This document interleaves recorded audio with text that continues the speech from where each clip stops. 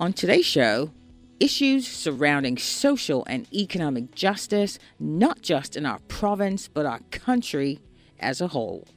Hello and welcome you watching The Ledge. I'm your host, Lola Acala. So glad that you could join us in another episode. This is our end of the season episode as we go on a little bit of a holiday break, but we'll tell you more about that later on in the show.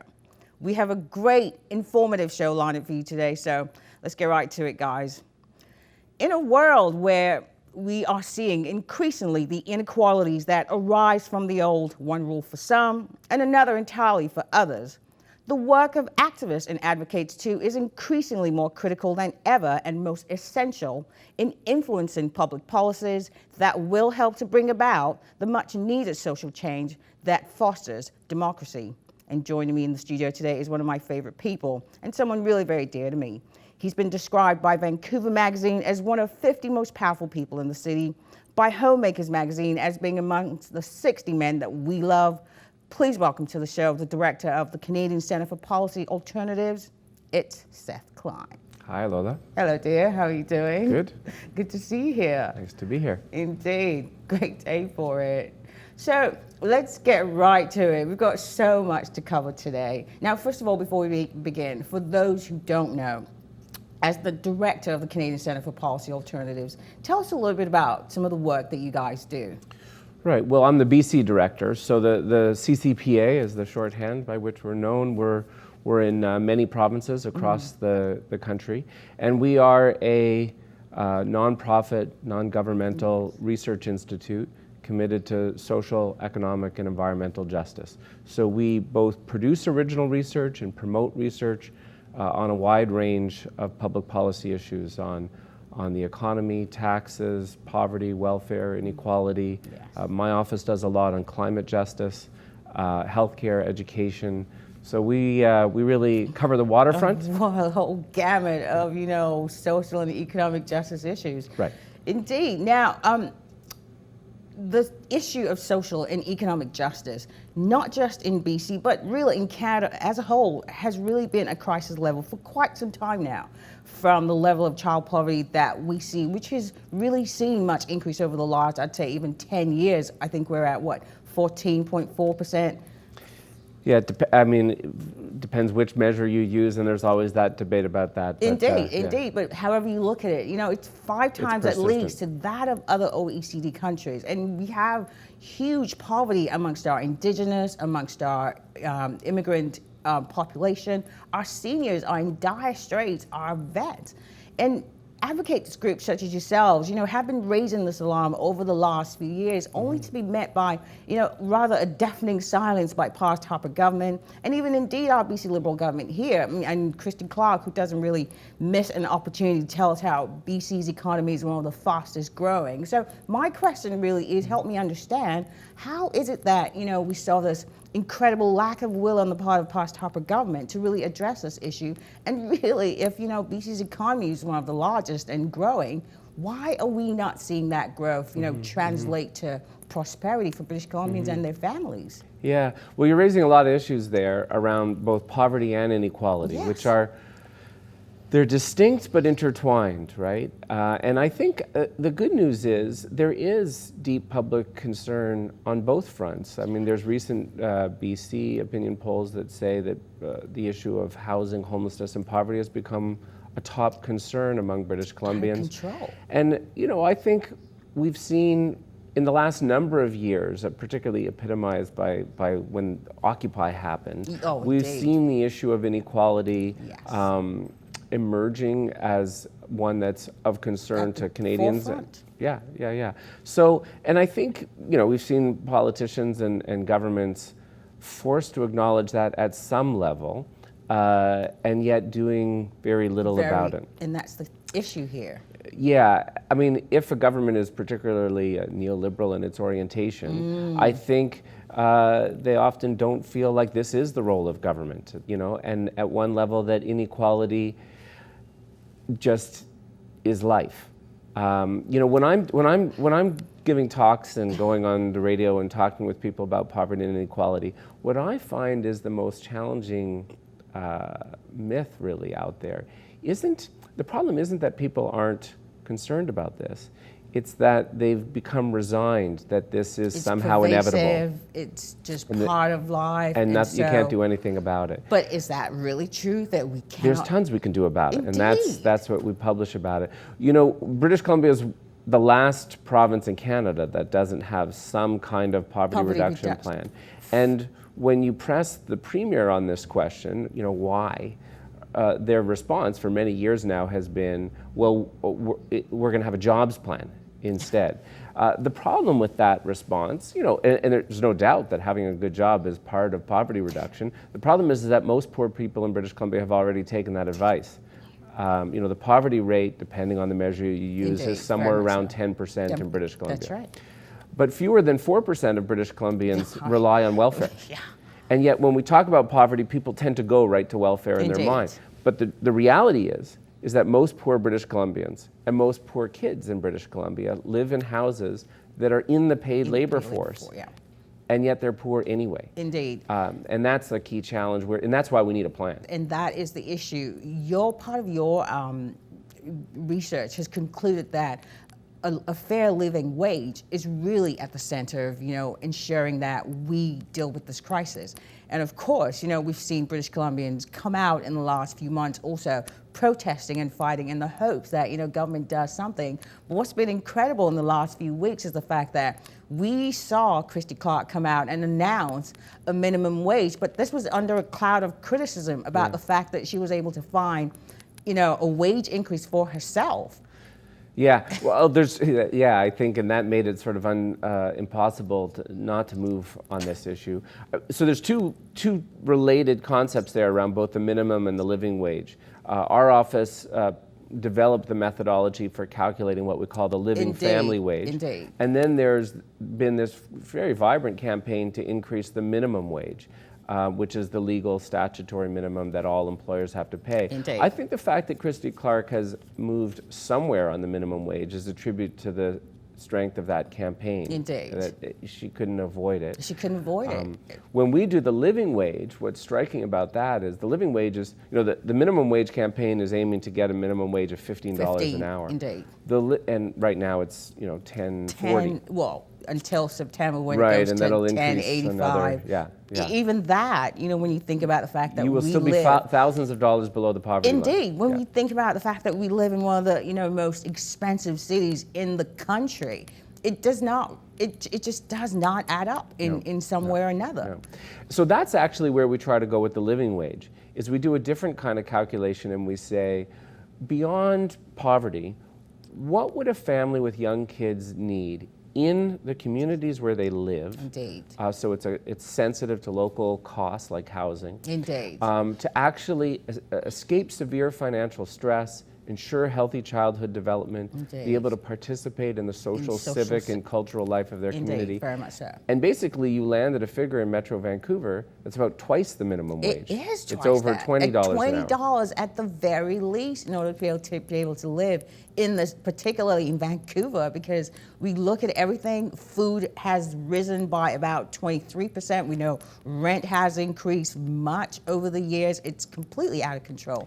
But more than just the income, you guys at the CPPA also pointed to a number of measures, such as, you know, dealing with the affordable housing crisis, making sure that we have affordable childcare. In fact, also the idea that we need access to skills training upgrades. Now, if you could expand a little bit more on some of these measures and how we can in fact capitalize on them, in addition to ensuring that we have an adequate minimum wage. Yeah, well, this is why we need a comprehensive poverty reduction plan, because it has many prongs to it. So income is one piece of that, and that takes the form both for those who rely on income support from government, whether it's welfare or disability support, or whether or not their income comes mainly from the labor market, which is why minimum wage and living wage is important. But a comprehensive poverty reduction plan is about more than just income. That's obviously an important part. It's also, as you're getting at, to the social supports that are key to our quality of life. That is around childcare, around housing supports, around access to education and special needs education, and right through to accessible post-secondary education and training. All of those it's community health care. Interestingly, in the living wage calculation, all of that's hardwired in. And we look at the question of, in addition to raising wages, Indeed. how else could we help low-income families or modest-income families that are struggling? A huge thing that government could do is adopt the $10 a day childcare plan. If British Columbia had the $10 a day childcare plan, that $20 living wage figure drops by over $3 an hour. Absolutely. Because childcare for a young family is the second most expensive after housing. Indeed. No kidding. Yeah. We see it all of the time. Now, Christy Clark just rolled out her provincial budget, the 2016, and it seems once again that the government is just solely focused on ensuring that it balances its budget. And of course, when we look at the budget in its entirety in terms of its obligations and the overall debt, we know that it's really not the case. But it seems that this is the end they are solely focused on over addressing the present needs of British Columbians and their families. So my question is, how are we meant to make any dent in this issue if our government's focus is so rather short-sighted? Well, governments need to be willing to step up and spend. And sometimes that means running a deficit, or it means raising taxes so that we can more equitably both tackle inequality in how we raise taxes and spend it on the things that people need. And that you're tackling inequality at both ends, both how you raise the money and how you spend the money. There's an interesting contrast right now, I think, between the approach of the BC government and the new federal government. The new federal government has tabled a sizable deficit. Indeed, very much so. We saw and that. Interestingly, here's just an interesting little aside back to the living wage. We've been doing this annually since 2008, calculating the living wage. And every year, almost every year, it increases by more than the rate of inflation because those essential costs of housing and childcare and food go up more than general inflation until this year. This year, for the first time, the living wage went down by a few cents in our calculation. And the reason was the Trudeau government's introduction of the Canada Child Benefit. Benefit, indeed. And it's big. Yes. It is definitely a worthwhile, and it's more targeted to those families that actually need it, as opposed to across the to base, everyone, including indeed. Millionaires, which was the old conservative government approach. Way of thinking, indeed. But by targeting that, you can really boost income substantially. Absolutely. And so it will make a difference to child poverty. It makes a difference to the living wage calculation. But this has not been where the provincial government is going. It's really incredible to see. As you said, we have a new, federal Liberal government, in power right now. And it seems that from what we saw in their budget, that they are in fact choosing to stimulate the economy and create jobs by increasing, public investment in infrastructure. And as we said, one of their biggest, investment was in that Canada Child Care, child benefit, which is estimated to get at least about 300,000 children out of poverty. This is an incredible thing to see. But also, I think another part of one of their biggest spending also was, with our seniors. Incredible, 900,000 seniors will be helped across the country. I think this is incredible. Those two measures federally, the new child benefit and an enhancement to the guaranteed income supplement for seniors, are significant, and they will make a noticeable dent in the poverty rates for both of those groups. So. If I have one beef with their overall approach is that it's guilty of that old approach of just choosing between the deserving and the undeserving poor. Whereas, so one of the things the CCPA does is we produce an annual alternative federal budget, and we like where this new government went with those two measures. Yeah. But the largest measure that we were recommending was a doubling of the GST credit. And what I like about that is it goes to everybody below a certain income level, regardless of whether they're kids or seniors. If they need it, they need it. And if we did that, we could really make a dent in the poverty rate. There was incredible spending for Indigenous, but we didn't really see much, to help immigrant ethnic immigrant families, we know that this is another group that is in dire straits in Canada, owing to what researchers have called institutional exclusion. Right. And this is something that needs to be addressed. So what are your thoughts on that? Well, I think, this harkens back to your earlier point, which is that it isn't just about the money, it's also about the support. Indeed. And when we look at poverty rates, good policy focuses on where those populations where poverty is most acute. And poverty is most acute among Indigenous people, yes, indeed, and around recent immigrants, and around people with it's disabilities. Huge. One of the and so you need to focus efforts there, single parent families, with additional measures and additional supports. And one of the great social policy success stories in Canada was, for a time, the declining poverty rate among seniors. Yes. That's been shifting in recent years and going in the wrong direction again. In the wrong direction. We see seniors, becoming homeless each day. We see, the same issue going on with our vets. These are people who have served our country and they've done their part, and somehow at this stage in life where, they should not be worrying about these things. Well, we're going to take a quick short break. Don't go away. We'll be right back.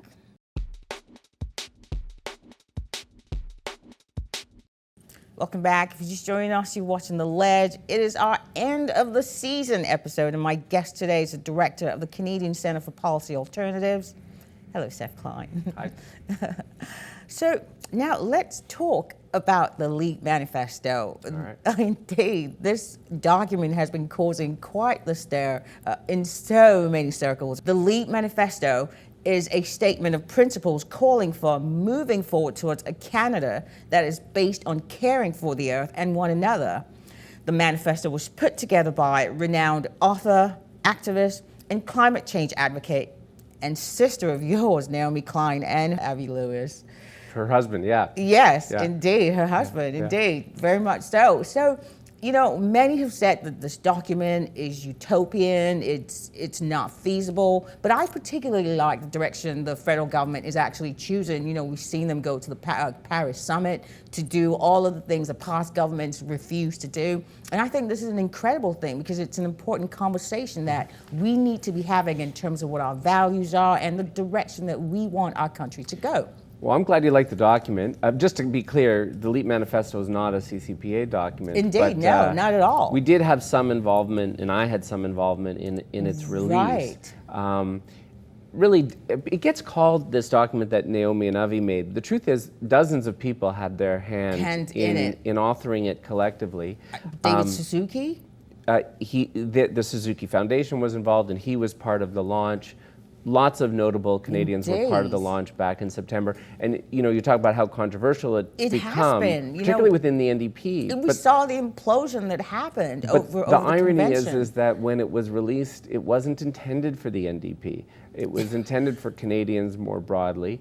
And it just so happens that after the election, a bunch of riding associations in the NDP started to take it up to their convention, and it became a bigger issue there. In terms of the federal government, though, there's no question that this federal government is different from the last with respect to climate. That said, they certainly aren't making noises like they like the LEAP manifesto, quite the opposite.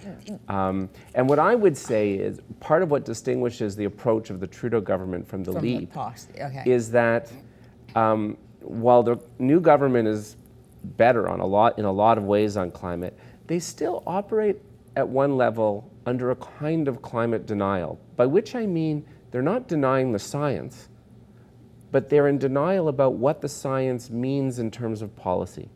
They want it all. They want to say we're going to be good on climate and we want to expand fossil fuel production and exports. And that is where the problem lays, because the LEAP is asking that we do nothing about trying to bring out more fossil fuels from the ground. Not nothing, but what I get to be clear on this point, because that's part of the controversy. The LEAP manifesto doesn't say we have to turn off the tar sands tomorrow, What it does say is that we need public policy that is aligned with the science. Right. And that means is that we need to be carbon zero by mid-century. By a certain time, indeed. And if that's true, so that's at one level, that means, look, we have 30 years here Indeed. to make the transition. And it's important that and this is where it became controversial. If that's true, it means you don't spend billions of dollars on new fossil fuel infrastructure. Yes. Whether it's pipelines or LNG in this province, because that makes no sense. And so my thing is, how can we approach it in a way that, it's not just beneficial for Canadians, but also, particularly those who rely on an oil-based economy, who are scared to death what this will do to their livelihoods. Is there really a feasible way that we can approach this? Well, I think you're absolutely right that issue of economic security for people and employment security is at the nub of this, and it's holding us back. Indeed. Because people are understandably anxious. Longer term, I would say the good news is when we get serious about climate, it's going to involve hundreds of thousands of jobs. Very much so. This is a big job, moving to carbon zero. And when we think about the changes we have to make to our buildings and our homes and our transportation and where our energy comes from, this is a big employment project. But the transition is challenging. But it's possible. It's possible. It is possible. We just need to have the will. The will and the commitment to say to people who are in the fossil fuel industry now, we will be there with you through the transition, with relocation if necessary, with retraining. Often the skills are very transferable to renewable energy and other areas. So. It's possible.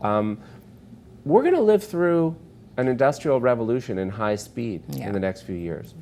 And past industrial revolutions have left a lot of people on the scrap heap. Our challenge now isn't, is this going to happen? Yes. It's going to happen. Yes. The question is it going to happen in a just way? Indeed, very much so. When I look at the work of, activists and advocates, it can be quite an exhausting endeavor, and oftentimes I look at the unfairness of the game. It often leaves me rather sad and really jaded about the system, and so my question is, how do you keep yourself from being weary in this job that you do? Well, that's a hard question. So the truth of the answer is sometimes one is weary. I mean, nobody does this work and looks at the information, and you would have to be completely emotionally detached not to feel despair about inequality and poverty and climate and all of those issues. And yet I think most people who do this work long term, you have to remain optimistic and you have to take a long view. My own sense about all of this work is, positive social change doesn't happen in some even upward progression. Indeed, it tends to happen in fits and starts. Yeah. And we most of the time we live in these periods where it feels like very little is happening. Progress has been made at all. It's part of the work that I chose to do, to keep standing up and fighting for, what is right, the inequalities, the injustices that we know are here, even in our country and, in places around the world. And that's often, some of the things that leaves you weary. But for you, I know, it must be the fact that, you are able to keep doing what you do because you come from a long line of activists. As we said, your sister is the anti-capitalist crusader, Naomi Klein, so I'm sure also having parents who were advocates and activists really inspired both of you to be who you are today. So at what age did you know what you wanted to do, and what really inspired that calling for you? An early age. At what age?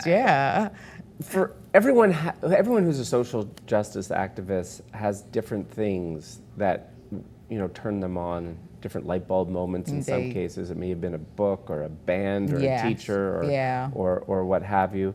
And for some of us, and this is true in our case, it is about kind of family history. Indeed, and having a sense from a very early age that this somehow purpose in life is embedded in this. And I think for Naomi and I, we knew from an early age that our parents had an activist background, and my father's parents had an activist background, and you kind of are on the lookout from then on about what are the meaningful struggles that Indeed. that are going to define your life. Yes, I love that. You know, you said something, I'm going to finish with something that you said to me once before, you know, when I was feeling rather, you know, despondent, and you said, you know, the fight to change realities is really a long and exhausting one. And you used a Martin Luther King quote saying, the moral arc of the universe is long, but it bends towards justice. Yeah. And, you know, and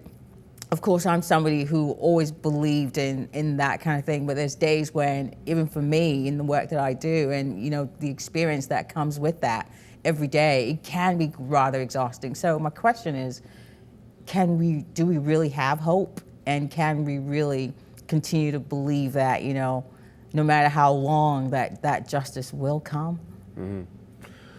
Well, you have to have that historic sense that these things do take time, and then realize too.